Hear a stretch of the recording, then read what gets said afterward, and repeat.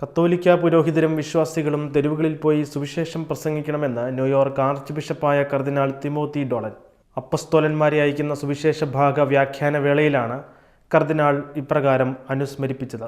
മർക്കോസിന്റെ സുവിശേഷം 6-ാം അധ്യായത്തിൽ സിനഗോഗിൽ പഠിപ്പിക്കുന്ന ക്രിസ്തുവിന് തന്നെ ശ്രവിക്കുന്നവരിൽ വിശ്വാസം കണ്ടെത്താൻ കഴിയാതെ ശിഷ്യന്മാരോടൊപ്പം മറ്റു പട്ടണങ്ങളിലേക്ക് ഇറങ്ങിത്തിരിക്കുന്ന ഒരു സന്ദർഭം വിവരിക്കുന്നുണ്ട്. ഇതിനെ ആധാരമാക്കി ആളുകളോടൊപ്പം അവരുടെ വീടുകളിലും ആശുപത്രികളിലും നഴ്സിംഗ് ഹോമുകളിലും കളിസ്ഥലങ്ങളിലും സ്കൂളുകളിലും ഒപ്പമുണ്ടാകുന്ന തെരുവ് പുരോഹിതന്മാരാകുവിൻ എന്ന പീറ്റർ വാഗി എന്ന പുരോഹിതൻ്റെ വാക്കുകളെ ഉദ്ധരിച്ചുകൊണ്ടാണ് കർദിനാൾ ഡോളൻ സന്ദേശം നൽകിയത്.